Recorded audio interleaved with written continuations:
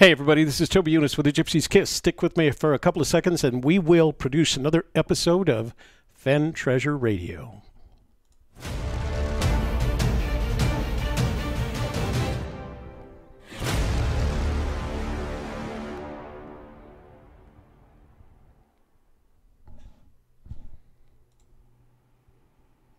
What fun, what fun. So the phone lines are open if you guys want to send a text message or call. If you have any questions, send a text message. They will pop up right here in front of me. If you want to call, we can talk. So hang on, I need to do a little bit of housekeeping here. Make sure that the stream is good and the stream is hot, because that's what we like, good, hot streams. Yeah. Okay. So welcome to the folks that are already in the room. First of all, make sure that before you leave tonight's live stream production, you take a moment to like our video, because you know and I know that YouTube likes it when you like our videos. In addition to that, make sure that you share it with your friends, family, neighbors, business associates, and everybody on your social network list.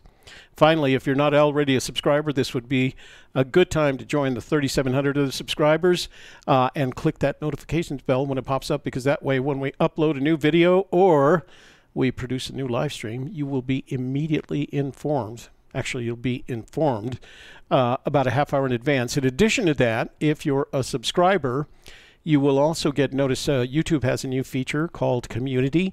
It's the equivalent, it's on the channel's homepage, and it's the equivalent of a, I'm going to think of it as like a mini blog, kind of, because you can put text, photos, and videos into it, and you can comment, your subscribers can comment on what you've published. So it's a good way to stay. We're going to use it a lot. I like it. I mean, it's not going to replace a blog over at gypsyskiss.com, but I like it because it enables me to communicate outbound to my subscribers in case things change or, you know, things happen. So I'm really happy that they gave us that feature, and we're looking forward to using it. I'm very happy with it. So tonight, what I'd like to do is I've got a couple of questions. Actually, I have a question and a really long email, which I'm not sure has any questions. I think it's as much commentary, but maybe we'll read it. And then we'll open up the phone line so you can send text messages with questions. But I'm going to use this first text message as kind of the theme for tonight. And the theme for tonight is, what do we think Fenn's going to do next? Okay, so please join the conversation. Before I go into that, let me say hi to the folks that are in the chat room already, because I know some of you were here early. There's our friend Sean Martinez.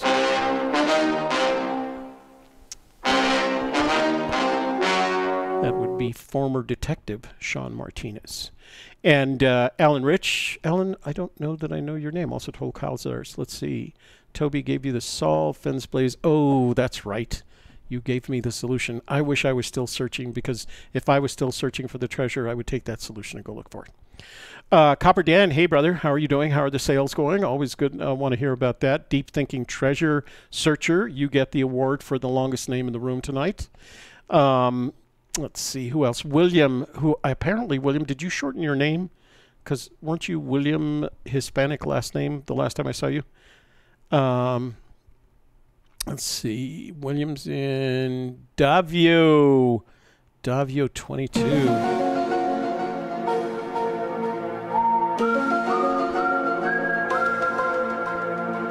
Eric Schmidt's in the room, famous for his ability to quickly retract messages.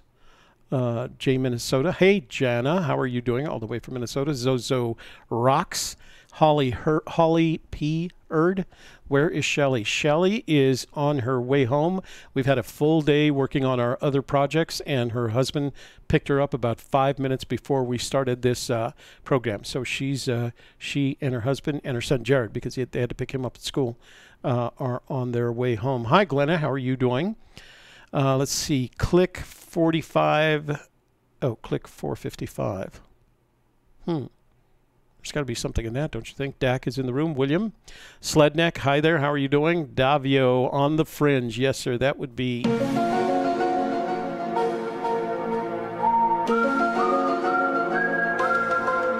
Davio of X-Files fame.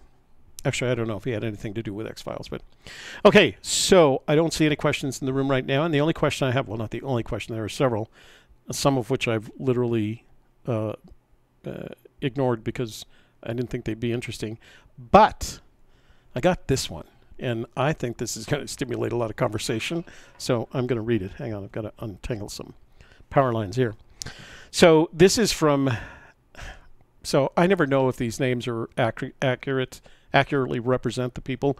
And so when you do send a text message or you do call in, make sure you're going to tell me what your name is and from, you know, what state you're calling, at least at the very minimum. So this is from Tex from Arkansas. Get it? Tex, because there's a place on the border between Texas and Arkansas called Texarkana.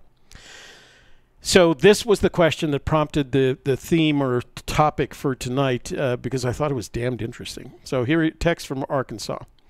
And it's actually multiple questions, some of which are open-ended and a couple of which are closed-ended. So I think what I'm going to do is answer the closed-ended questions first. He said, what do you think Fenn will do next? Question mark.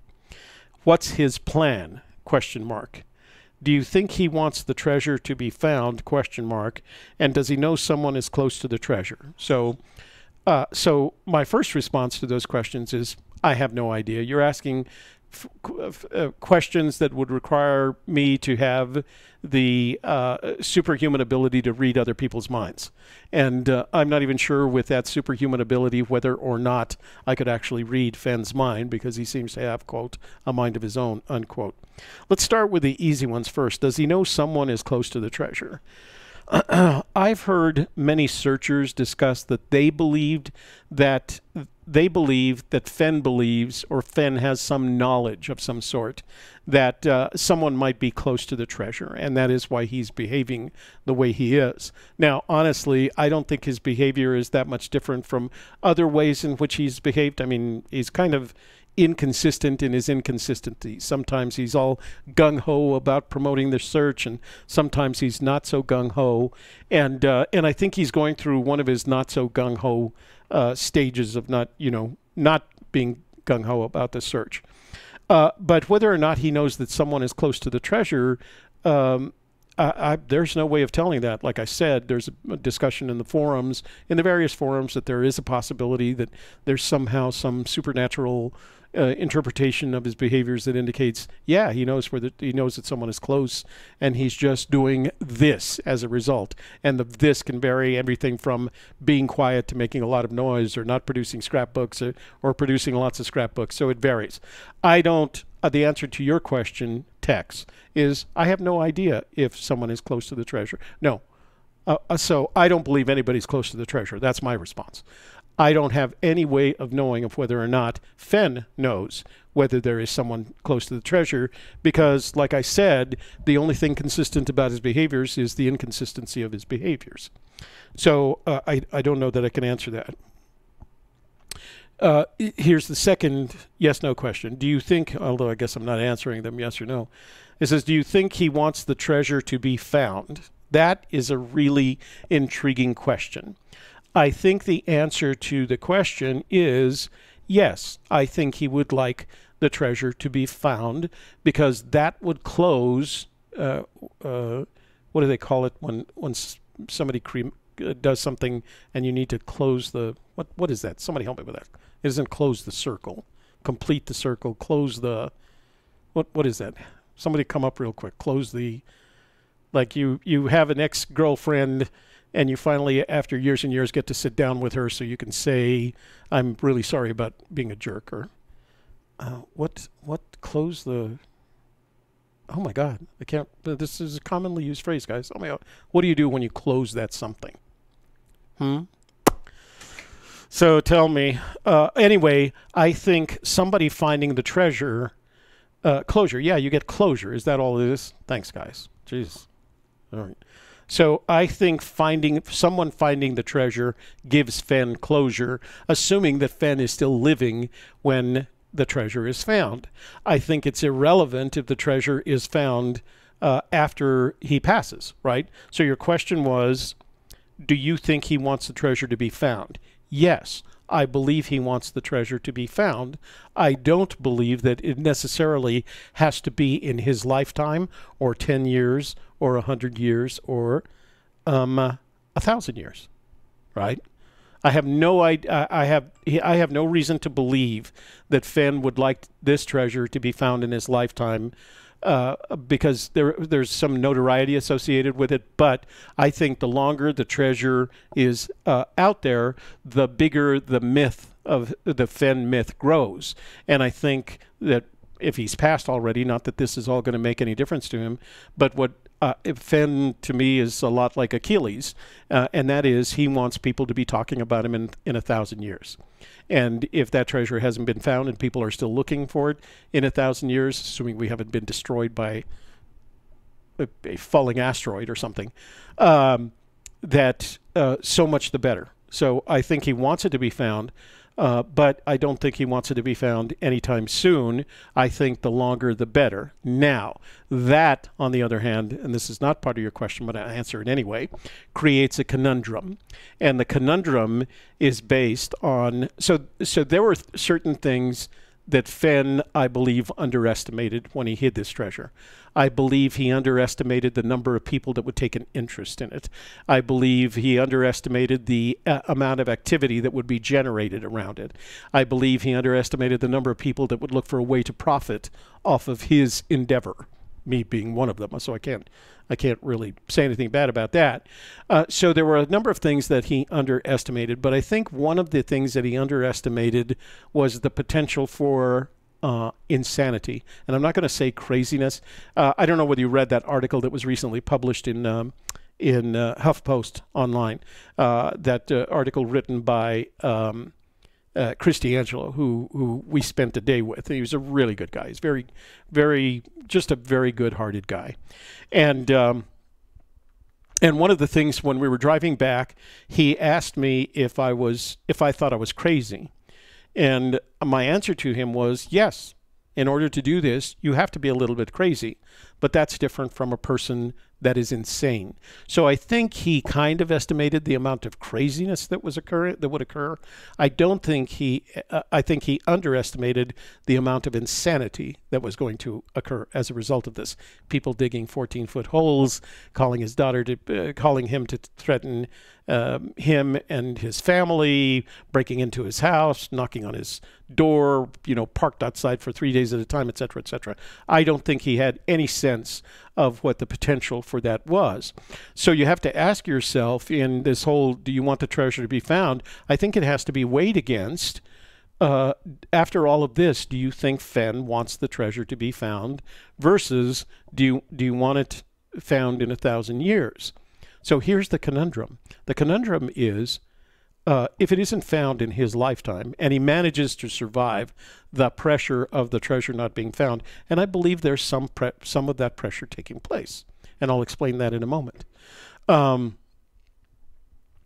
versus it's found in 1,000 years, and he's passed. Or even if he's passed, and I don't wish death to anybody. I hope everyone lives a long and fruitful and beneficial life, meaning it contributes to humanity in general. But sooner or later, like all of us, Fenn is going to pass. And I think the problem, again, that he underestimated, or the element of all of this that he underestimated, was what he was leaving behind to his family. I don't know if any of you saw the video that KRQE made of the gentleman that broke into his house, the one from Pennsylvania. I think he's still in a Santa Fe jail because they haven't been able to raise bail on him. But at some point after the initial story, the KRQE, or KRQE here in Albuquerque, published the body cam video from the police officer that made the arrest. And right towards the end, as a matter of fact, I posted links on gypsieskiss.com. You can take a look at the video. But at the end of, towards the end, the last few seconds of the video, the gentleman who had been arrested by this time and put in handcuffs addressed Fenn's daughter, older daughter, who was with him at the time. And he says something like, and you guys can probably quote me better than this quote, so I'm not quoting. He says something to the effect of, are you sure it's out there, or is it really out there? Something like that. He questions the existence of the treasure. She didn't respond with anything verbal. What she responded was with a facial expression. And I could easily describe the facial expression as one of adamant disgust. She looked disgusted at even thinking that this person could have that kind of conversation with her. So here's what I know about families. Families always want you to do something other than what you think you want to do. So when I want to climb the tallest mountain in Colorado, families say to you, that's probably not a good idea. You might get struck by lightning. Sure enough, I got struck by lightning. But anyway, families always have a different perspective of what you're doing. I think one of the things that Fenn underestimated was the expectation that his family would support him in this matter. And I'm sure when it first came out, I don't think, again, because everybody underestimated the potential for insanity, I think as this all started, they were all very proud that their father, and in some cases their grandfather, had created this treasure and created a plan for having it found, hiding it, and then having it found, and created a plan for what was going to be done to ensure that the finder would get the most benefit out of having found the treasure. So he covered all of that territory and he explained it to his children. I wonder sometimes, did any of his children say to him at that point, is this a good idea, Grandpa or Dad? I mean, is this a good idea? Don't you think it's going to create some pressure? Did anybody have that conversation? Or is Forrest Fenn a strong enough personality, and I'll take this option, Forrest Fenn, a strong enough personality that said, I'm doing this, let me do it, it's something I want to do, it's something what I plan to do, and everything will be okay. Because I think I have no way to know if that was exactly what happened, but I can assume, since it did happen, since he hid a treasure, wrote a book, has promoted it over the past 8 years, that there was a point at which his family said, okay, Dad, go ahead, if you feel like you need to do this, without any expectation that there was going to be any issues associated with having owned at one time this treasure, because technically he doesn't own, he's got a lost treasure, he's got a left behind treasure, he doesn't even own it anymore. The only way he could own it is if he were to go recover it, and I'm sure that would create a whole bunch of other problems. But I don't think, I think there was an underestimation of how much insanity there was going to be. And I'm not talking about all of us. We're all a little bit crazy. There's a couple of us out there that are insane. I'm willing to bet that none of you in the chat room have ever called Forrest Fenn to threaten his life if he didn't tell them where the treasure was. But that has happened. I don't think any of you have ever dug, anyone in the chat room, and correct me if I'm wrong, have ever dug a 14-foot deep hole in a state park in New Mexico. But someone has. I don't think any of you have ever attempted to break into Fenn's property, eventually getting into the house, finding a treasure, dragging out a treasure chest full of clothing. But nor do I expect any of you in this chat room to do that, because we're just crazy. We're crazy and kind of obsessed about this thing. But someone has. And I don't think anyone estimated that kind of potential. And so there's this serious thing that as long as Fenn is alive, he'll be able to, I believe, control, to manage his family's position on the matter. I don't think they like it. I think if I just measure it by the face that his daughter made that day that person that broke into their house, the way she looked at him upon his question, I don't think they're happy about it. I can't believe they're happy about it. And so there's got to be some kind of pressure to do something about it. The question is, at this point, what do you do? I mean, what are his options? One option is to publish where the treasure is and hope somebody gets there before somebody else does, et cetera, et cetera. I don't think that's a credible option. Another option is to recover it. And so here's the two possible memories of Forrest Fenn. Forrest Fenn was this really interesting character that hid a treasure worth $1 million. and told everybody to go find it, and it's taken years for anybody to even come close to it. Or Forrest Fenn was the guy that hid a treasure, and then when he realized how much trouble it was, when he recovered it, right? Which of those memories do you think Forrest Fenn wants after he's passed? I don't think it's this one. I think he wants this one. So what he's got to do between now and the time of his passing is A, make sure he manages his family's expectations and puts as much place in to ensure their security, because once he's gone, I think it's going to, the activity, the amount of insanity is probably going to increase simply as a result of people saying, I've got the treasure. I mean, can you imagine what's going to happen after Fenn passes, and there is no way to validate that somebody doesn't have the treasure? I mean, you can ask a lot of questions, but there's no way you can prove that someone doesn't have the treasure. So there's going to be that insanity. Then there's going to be the insanity of people that don't believe that and are going to start harassing members of his family. Santa Fe isn't a big town. Santa Fe is still a real small town. You can find anybody in Santa Fe if you spend a little bit of time. So there are some issues associated with it. Back to your question, do you believe he wants the treasure to be found? I believe if it's a choice between the treasure being found while he's still living and the treasure being found after he's passed, I believe that it's the former rather than the latter. I believe that at this point in his life, given the choice between somebody finding the treasure before he passes and somebody finding the treasure after he passes, he's going to take the first. And the reason is, I can't imagine that he wants to leave his family with the legacy of insanity that will result after his passing. I can't imagine that's what he wants out of the memories for his family. So the answer to your question is, do you think he wants the treasure to be found? Yes. I used to believe that he didn't want it to be found anytime soon. As a matter of fact, that's how I answered the question when Chris asked me, do you think it'll be found in your lifetime? I said no, that I didn't think it did. But the more and more I think about it, the more and more I see things happening the way they're happening, I would say that yes, he wants the treasure to be found soon, or before he passes, rather than waiting until afterwards. Okay? My opinion. These are all my opinions. So let's go back to the more complex part of your question. What is his plan? Well, these are kind of put together. So he said, what do you think Fenn will do next? What's his plan? So there's ways for Fenn to control what I'd call the tempo of the search.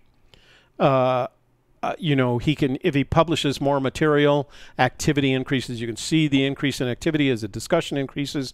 That doesn't always result in more people going to look for the treasure. I think the thing that had more people looking for the treasure recently than any time prior to that was when he said he had a gut feeling that somebody was going to find it this summer.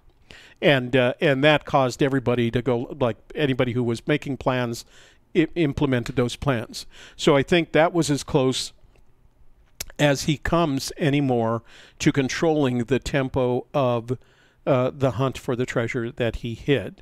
I think a lot of it, and I'm sure lots of people, and including him, would disagree with me, but I think, I believe, I guess I should say I think, that there's not much he can do to control, other than the tempo, to control any activity from this point forward. And the reason is, in order to do that, he's got to give more interviews. He's got to, maintain the level of interest. And every once in a while, you get somebody publish an interview. We always used to, we still do, we measure interviews, or the value of interviews, by how many new subscribers we get. This last interview produced about 50 new subscribers. Prior to that time, an article would come out and we'd get anywhere from 100 to 150 new subscribers. The Vox video that was produced probably about a year ago, no, I guess it was summer of 2017, by those two kids from Vox, that produced a couple hundred subscribers.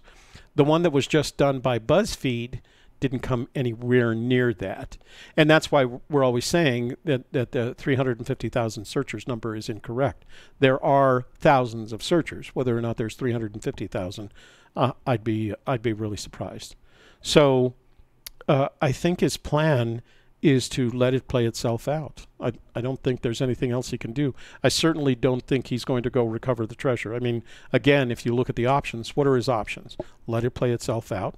Somebody either finds it before he passes or not, and then it doesn't make any difference to him. After he passes, then it plays itself out of its own accord.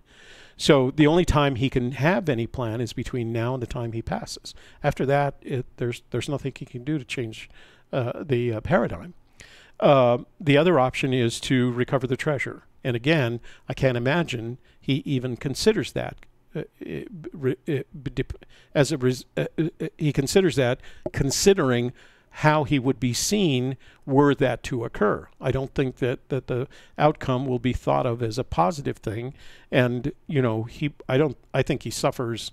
I don't want to say suffer. I think it bothers him when people suggest or question whether or not this whole thing is a hoax. Well, imagine if after all of this, in order to avoid burdening his family with his treasure still being out there, he goes and recovers it. The only benefit is, well, we know it wasn't a hoax because he got it back. And then what would you do with it? You can't break it up. I suppose you could break it up and put the little tags of value on it and where they should go. You could auction it off and donate the proceeds to charity. But I don't think that's one of the ones that are included in as possible options. So I don't know if he has a plan. I think his plan can just be let it play out, live a long and as healthy a life as you can. Show up when somebody wants to do an interview, if that's what you want to do. Although I don't see how any of the interviews from this point forward. I wasn't even convinced that after the May 17th event, the May 18th event in 2017, I was really surprised that he did anything after that, because I thought at that point he had turned some kind of corner of like, okay, this is it. You know, I'll just let it go from this point. So I don't know, if he has a plan other than just live as long as he can, and I hope that happens. I hope he lives a long and fruitful and healthy life. So you asked, what do you think Fenn will do next? I think I answered that, but my opinion is that I don't think he will do anything next. I think he'll just let things play out. He'll help Christy with her silver coins and what she's doing with the maps. He'll help Jenny and Dale get the gold coins off running in the Appalachians, and with a couple of comments. But he's not, again, you don't change that. That's up to good marketing and good promotion to get those to be really, really active. So, okay, texts, good questions. I hope I answered them. Love expressing my opinions on the matter, and they're damned interesting. So, so this one is from Shannon. She doesn't say it's Utz, but she's at the Aloft in Cleveland, Ohio. The Aloft is a very nice, very contemporary, kind of new age hotel chain. And she told us she was on Lady in the Oracle this afternoon, and she told us she was traveling. So she has a comment. This doesn't look like a question, but I'm going to go ahead and read it. She says, I feel that Forrest is being quiet and temperamental lately due to the public drama in the community and because of the axe-wielding lunatic that broke into his house. I believe he will do something very strategic to shed positive light onto the search shortly before Christmas. Okay, mark those words, all right? Shannon said that Fenn will do, maybe she has communications with him. I shouldn't. So Shannon says that he'll do something before Christmas to shed positive light onto the search. That would be interesting, because I'd like to know what the positive light is going to be. I want to know what exactly, I would like to know what you think he is going to do that is going to shed a positive light on the search. And I think what one of the things that's happening right now is that he's taking the hiatus to see whether or not the community, as you described it, the community, because of the public drama in the community, and one of what the other question is, how can he manage that? Now, I know what he's done is he's managed to step back. I know he's asked certain personalities to step back to stay away from the drama. Of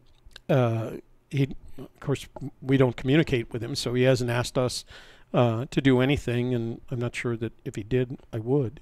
I mean, it's America, for God's sakes. So I don't know. I think that's a good as good an answer to Tex's question of what will he do next. Shannon says what he'll do next is he will do something very strategic to shed positive light on the search shortly before Christmas. I hope that's true, Shannon. This is from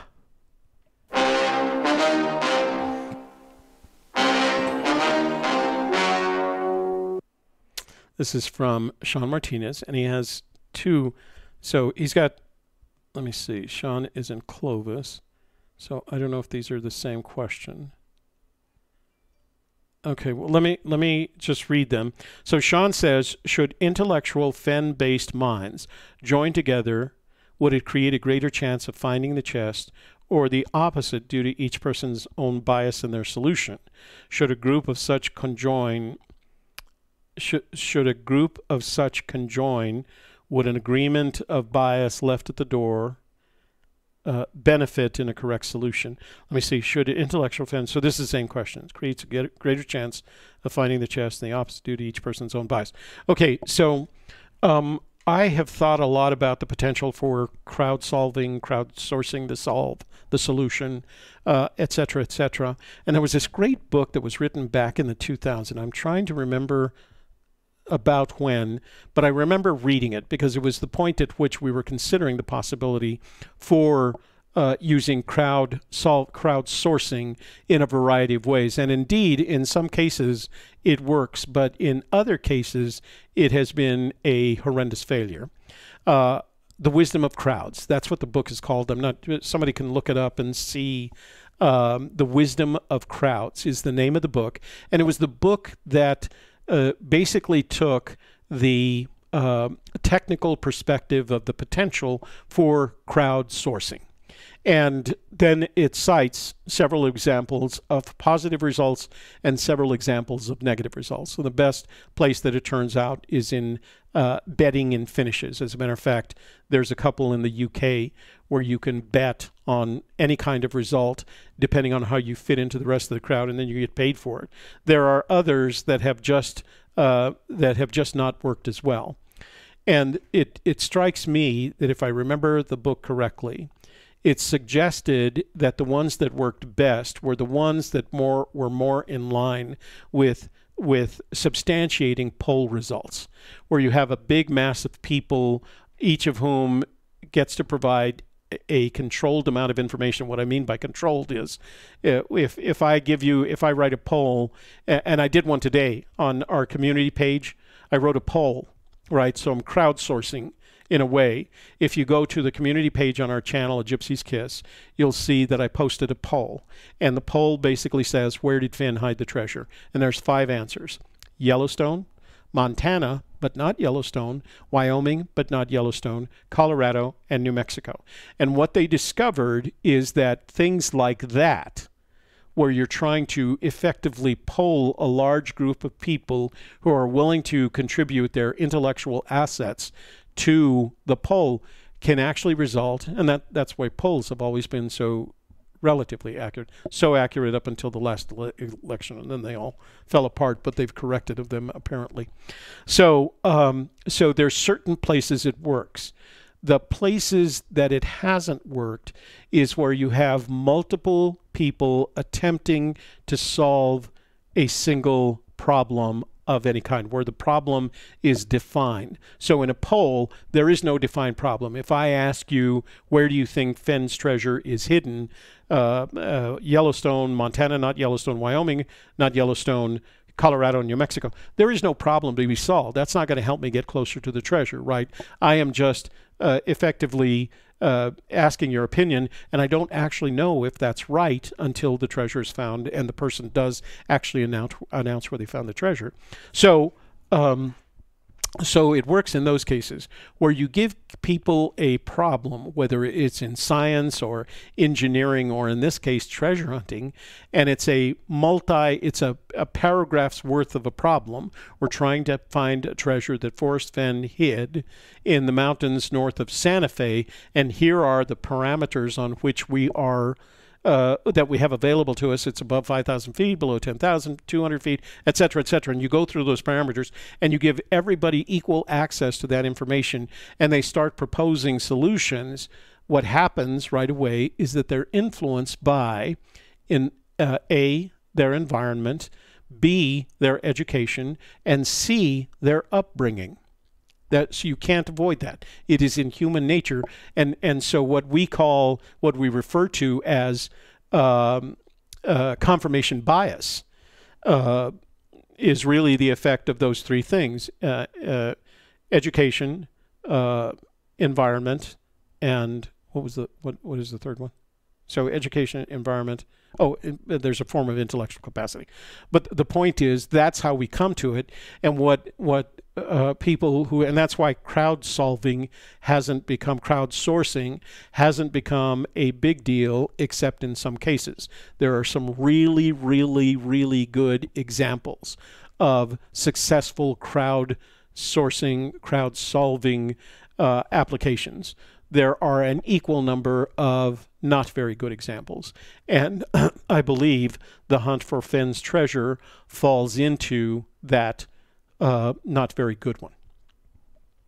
On the other hand, if you could reduce the Fenn treasure hunt to a series of poll questions, right, where you had a big community, 3,500 people or 4,000 people or thousands of people, and you asked them, where do you think the treasure is based on your, effectively confirmation bias is, you could come to the point where a large percentage, a plurality of the respondents were convinced that it's in Yellowstone, okay? So the problem that you have is that all you have is Yellowstone, and now you have to reduce that to another poll-like question. So in answer to your question, Sean, I think it could happen if the pool of respondents was big enough, and if you had a series of questions that started with the largest problem, the biggest part of the problem, and eventually reduced itself to the smallest part of the problem, things like, do you believe it's buried or hidden? And let the plurality win out on that one, and then just use the results of each one of those polls to configure the parameters of your particular search.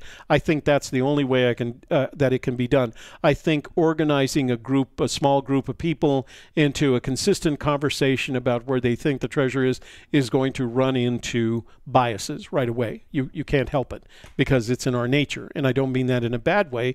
What I mean by that is my bias towards it being in New Mexico is based not just on my bias, but it's based on environment, education, intellectual capacity, interpretation, et cetera, and it's going to be in direct conflict with other people whose biases are different from that. But if you do it in the form with a large enough pool of respondents, and you did it in a series of polls, easily definable polls, answer this one question, and here are your 5 choices, or how many ever choices it is, then I think as a result of that, you'd at least have a starting point. If you did a poll with, it's the one that I just said, where did he hide the treasure, and 66% of the people believe it's hidden in New Mexico, then that tells you should probably start looking in New Mexico, because there's a high percentage of the people that are responding to your poll that are indicating the same thing, or feeling the same thing, or interpreting the clues in the same way. But I don't think in the whiteboard approach to crowdsourcing the solution to this to the poem, I don't think that's possible. And it's not possible because of human nature. Let me go back in the room. I do have some more questions here. Let's see what else I've got here. Oh, bunches of them. Okay, so let me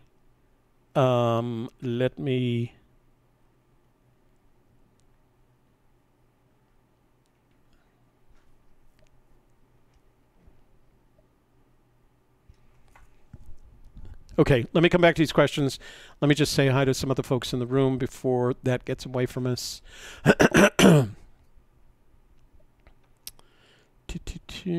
Alan Rich. What's going on with Alan Rich there? Alan Rich, are you misbehaving yourself? So behave yourself, Alan Rich, because they will come after you. Let's see. Williams says, oh, RF Hecky is in our little fairy.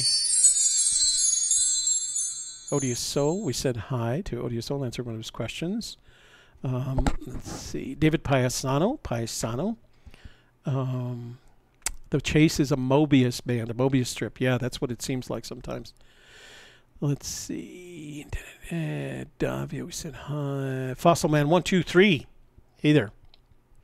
Marty Bird. Hi there. Welcome into the room tonight. Forgive me. Let me see. I could probably move this a little faster if Deep Thinking Treasure Searcher's name wasn't so long. But it's long, huh? Okay, got a whole bunch of other new people in there. Alan Rich. I don't know what's going on between Alan Rich and ES, but let's go with Shannon wants us to behave ourselves in the room. Let's see who else have we got. Tom K. AGK, what are your opinions, thoughts about the Las Kivas on Tom K, send that in and I'll give you my opinion. Deep Thinking Treasure Searcher. Who says that? Let me see who else is there. I thought I saw a couple of other. Look at Odious Soul being active in the room tonight. I love seeing that. Joe S. Hey, how are you doing? Hey, K-Pro.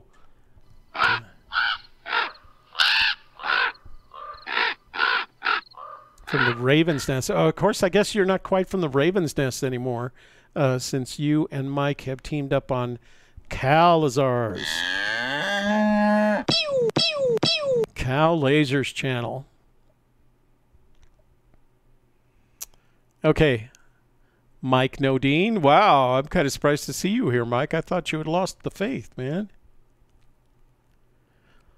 All right. Let's see.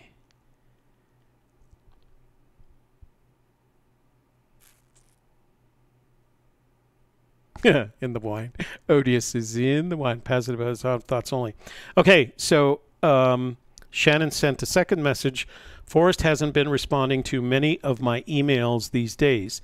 He's been very quiet. He doesn't want, quote, his words, unquote, to be taken out of context or feel that he is playing favorites. I can understand the feel that he's playing favorites part of that. Simple fact of the matter is Fenn's quotes, Fenn's words have always been taken out of context. Hell, I've been criticized for taking them out of context. But yeah, I mean, that's part of the game that you play when you're a public figure and you say lots of things. They're going to be taken, ideally that shouldn't happen, but invariably it will happen. You have to accept that. And I don't think saying to yourself, I'm just not going to say anything else anymore is a good way to prevent that from happening. Eventually you have to say something, and eventually that something will be taken out of context. For God's sakes, if nobody, I shouldn't say that. It won't, I'll try not to. I've gotten better at it. At least I'm qualifying. Here's Copper Dan from Minnesota, one of the many Minnesotans that we have visiting with us. I've never trout fished. If my home of brown is brown trout, would a lake be considered their home, or a river, or a creek, or both? So here's the problem with Copper Dan. You know, I'm a strong believer that home of brown refers to the place where brown trout spawn, perhaps. But what you find out about brown trout, especially in rivers and creeks, is their home bodies. They find a place where they're happy, and once they find that place, they tend to stay there. Yeah, and they're predictable. I mean, if you have caught one brown trout in one location on a stream or a creek, it is very likely that you're going to catch other brown trout there. And what's neat about it is they will either get, depending on how you did this, they will either get progressively bigger or progressively smaller. But you know, you're going to catch, you go to fish in the Cimarron River, you're going to catch brown trout in in any curve. You can look for brown trout in any curve, outside curve of that river. And if you're offering them the right bait, whether you're using a artificial or a natural bait or non-artificial, non-natural bait, you're going to catch, and if you're looking for it, you're going to catch a brown trout. And that's because brown trout are homebodies. Now, I think it's different in a lake, because I think the problem with the lake is that you have to find out what depth and what characteristics of the surface are. That's why when people who are serious about trout fishing go lake fishing, they always have a sounder with them so that they can see exactly what level the fish are and whether they're moving or not, and then what kind of the surface construct is of the surface, the bed of the lake is like, because they have homes in lakes too. It doesn't mean you can go to fish any place on that lake and catch brown trout. Brown trout will be in specific locations on that lake. Rainbow trout, especially if they're raised in a hatchery, are just kind of like, ooh, rainbow trout are the I'm trying to think of a phrase that would not offend anyone. They're kind of the space cadets, and I'm sorry if I've offended anyone with that term. Rainbow trout are the space cadets of the species. They really are. They're just they'll eat anything, anytime, at any depth, for any reason. They're just like, oh yeah, good. Ah, that looks good. Boom. I have caught rainbow trout on hooks that didn't have anything with them. On them, rather. No bait, no fly, no. It was just an empty hook, happened to be dangling in the water. Rainbow trout will bite that. They're just, like I said, the space cadets of the trout world. So brown trout hang out in very specific locations in both creeks and lakes. So this is Paul from Texas. Paul from Texas says, are you seeing things for the first time? If you do, you're that much closer. I don't know what that means. Are you seeing things for the first time? Doesn't make any difference, Paul, because I'm not looking for the treasure. And Sean, hacking the poem, yeah, and Fenn. I think that's what it's going to take, hacking the poem. Hacking Fenn and hacking the poem. Ooh, somebody from Philadelphia, Jack from Philadelphia. Fenn once said, people will be surprised by the spot where the treasure is. What do you make of that statement? Is there anywhere that wouldn't surprise people in some way? So I think the only way it could surprise you, if you followed the clues in the poem and hacked them, you know, if you deciphered it, decrypted the clues in the poem, and you found the location of the treasure, I don't know why you would be surprised. If you're that good at decoding the poem, you know, hacking the poem, eventually going through the 9 clues, Homer Brown, blah, blah, blah, blah, and you found the treasure, I don't know why you'd be surprised where it is. I think the surprise will be, so this could go one of two ways. In my opinion, I think the surprise will be at how ridiculously easy this all actually was once you found it. I think that's going to be the surprise. I don't think there's going to be a surprise about, wow, this is really amazing that I found this treasure after all this work and really got something. I think the surprise is going to be, oh my God. And as a matter of fact, I think it'll be great. You know, I had always promised that if I ever found this treasure, I don't have to make this promise anymore, that I wouldn't, that I would announce that the treasure had been found, but that I would not announce where it had been found. I think if I had found that treasure and I made the same kind of surprise, like, oh, well, that was easy, Jesus. I think at that point I'd announce it, making the world crazy, of course, like, oh, geez, well, A, my solve wasn't there, my solution wasn't there, and B, really, it was that easy. So I think that people are going to be surprised at how ridiculously simple the solution was. Once the treasure has been found. Now, I'm not sure that necessarily, I don't know that Fenn meant that. That's again, my opinion. But I'm also of the opinion, I disagree with Fenn when he says that it won't be stumbled upon. I was recently watching a program on the National Geographic Channel, and it dealt with the now I forgot what they're called, the Dead Sea Scrolls. And it was the one that covers the scroll of Judas, right? And we don't know who wrote those scrolls. There's lots of disagreement. It was assumed that it was a branch of religion that was very active, that was a believer in Christ, but they didn't agree with a lot of the Jewish philosophies, the Gnostics, and they believed that you'd find not Christ outside, but that whatever you believed in terms of godliness was inside of you. And so they wrote all these scrolls, and they found one of Judas. But the point that I wanted to make as I was listening to this story was told, those scrolls were hidden for nearly 2,000 years. And they weren't actually hidden.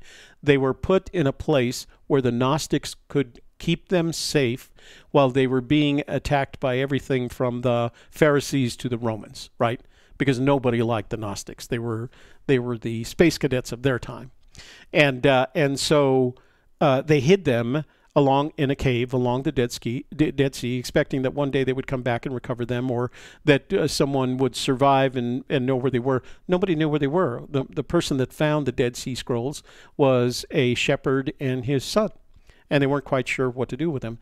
They stumbled over those scrolls. There's a couple of other examples in recent history that indicate that it is possible with enough time that any artifact of any value could eventually be stumbled over, because some of the greatest finds of our lifetime and the period that preceded us in history, just the past 200 years, have been finds that were stumbled upon, including the Rosetta Stone. The Rosetta Stone, I think, in my opinion, and probably in the opinion of most historians and anthropologists, is one of the most valuable pieces of an ancient artifact that ever existed. And the reason is because it gave us the ability to decode the Greek hieroglyphics as a result of having the three sets, the commonalities, hieroglyphics in Greek and, what was it? I don't remember what the third language was. Anyway, it was stumbled upon. It was stumbled upon by somebody who was building a wall and looked at the rock and said, well, this rock doesn't go on the wall. So one of the things I believe is that given enough time, it is possible, with the evolution of the human race, with the larger population, with the interest in things other than Fenn's treasure, just being in the outdoors, etc., that it is possible that someone sometime could sooner or later stumble upon that treasure. And maybe the surprise at that point will be the same. I found this big treasure. I wonder what it is. It had a poem associated with it. I read the clues, and boy, that was easy. I think that's going to be the surprise. Okay, where are we? Okay, so I don't have any more questions. Oh, no, sorry. We do have a question. This is from Blue Mango. Blue Mango, where are you from? Tell me where you're from. Would you elaborate on what you mean by drama in the search community? Thank you. You know what, Blue Mango, I haven't, I don't know how to say this because it's going to make it sound like I don't pay attention. I haven't been involved in the drama. At some point, I was the target of some of that, but I was never involved in the drama. And so to me, whenever I discovered that there was A, some kind of drama, or B, that I was the target of some kind of drama, it always came to me as a surprise. I never quite understood it because I wasn't, maybe the problem is I don't have any communication with Fenn. Fenn and I do not exchange emails, phone calls, otherwise. I hear from Fenn once in a while when he needs me to live stream something for him. That's it. And even then, it's about that. I show up, I do my job, he shakes my hand and thanks me, and then we don't have any other communication. So I am not privy to all the conversations that claim there was some kind of drama. To the best of my knowledge, we went happily on our way, made our own decisions about our own businesses, and did things different. And honestly, we've just recently made another change that is a business change that one has to ask, well, why are you doing that? And the answer is, it's good business. And we were spreading ourselves a little bit thin in terms of projects, and we decided to focus on 2 of them. And so we are. But in all of that, none of it is based on none of what we do is ever influenced by the perception of drama, because we were not aware of the drama. We'd always hear about it after the fact, that something happened, and we go like, oh, really, that happened. But we were never influenced by it, mostly because we don't have the kind of contact with Fenn that would require us being involved, right? So we don't know about it. So I'm sorry I can't answer your question, because I don't know the answer. Okay, so let's see, where are we? 9:55. Man, time flies when you're having fun. Okay, let's see. Hope I said hi to everybody joining us tonight. I do want to remind you that, we still have that, what you calls it, the Super Chat. I haven't said it in so long, I forgot what it's called. Super Chat down there, and we still gratefully accept Super Chat. You're going to see some changes to the channel. We are going to continue to do the Fenn Treasure Radio on Tuesdays and Thursdays at 9 p.m. You're always welcome to join us here. You're always welcome to send your text messages to, while we're live, to 866-597-9901. And you're welcome to leave voicemails. You're welcome to call during the show and have a conversation with us, because you can call and I can, is that okay? Yeah. I can, there's a word for that. I can, I'll think of it. It's a radio word. It's not a word that I've used recently. I used it, the last time I used this word was when I was a radio jock at UNM back in the 1960s. Patch. I can patch you in. That's, see, just takes a little bit of the 70-year-old brain to get working again. So yeah, if you call in, I can patch you into to not only the conversation with me, but a conversation with the room, and you know, do that sometime. We'll have a good time with it, because I like getting the calls. The calls are most fun. I will be back here Thursday night at 9 p.m. for the conversation. If you have any questions or you want to incorporate the conversation, please use that number, 866-597-9901. The reason I haven't memorized that number, and I have to keep looking at the little label tape up here on the top of my monitor. In addition to that, if you want to call in, or rather than send a text message, you can call in and leave a voicemail, and I can play those voicemails and patch them into the audio as well. So we can have a good time with that. Any questions? Usually what I've done in the past is I've picked one of the first questions that I get, and I use that as kind of my theme for the night as I go on one of my rants, if you will. I don't mean to think of them as rants. They're not rants. I just have a lot I want to say. And I think this is a good medium for me, because it reminds me of my my radio days, my UNM late night jazz radio, smooth jazz radio. That's what I did. So I wonder if I turn that on. Oh. So I'm going to turn that off now. I'm going to turn the phone lines off, and I'm going to do done there.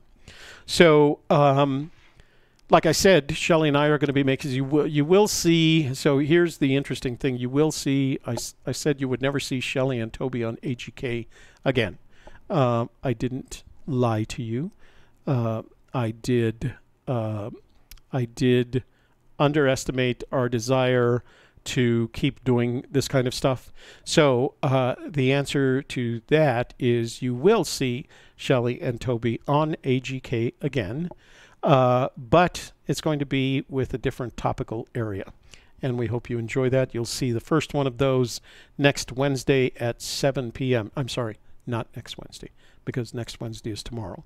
Wednesday after next, the first week in December, you will see Shelley and Toby on A Gypsy's Kiss under a different guise. I don't know, under a different strategy.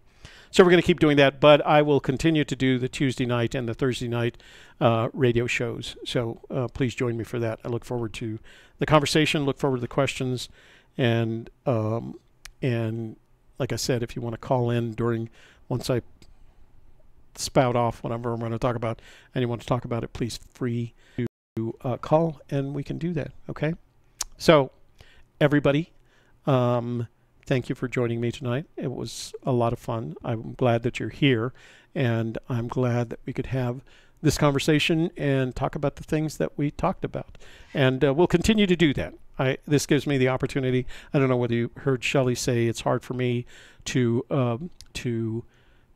break away from the search. I think what I've done is I've accepted the fact that I probably won't go look for the treasure, but I still have a lot of opinions on the matter, and I keep up to date on it, and I still like talking about it. So apparently that's what I'm going to keep doing here. So we'll do that on Tuesdays, Thursday nights, 9 p.m. I know it's a little late for the East Coast guys, because if you're looking at it right now and you're in North Carolina, like K-Pro, it's getting to be midnight for you. But I'm grateful that you're here. Okay, so let's do, yeah.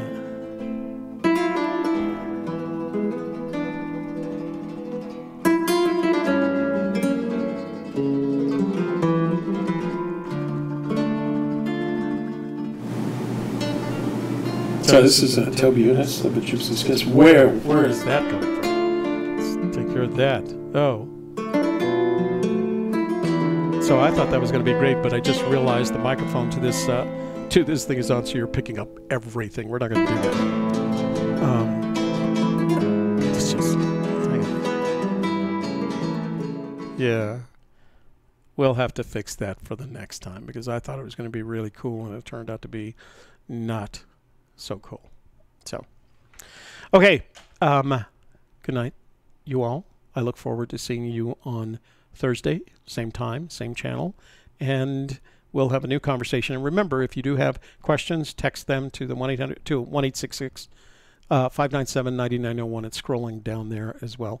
And if you'd rather leave a voicemail, you've got 2 minutes. It lets you go 2 minutes before it just cuts you off. Ask Davio. It's cut him off a couple of times because he has a lot to talk about. All right? Okay, guys. Thanks very much. We'll see you again soon.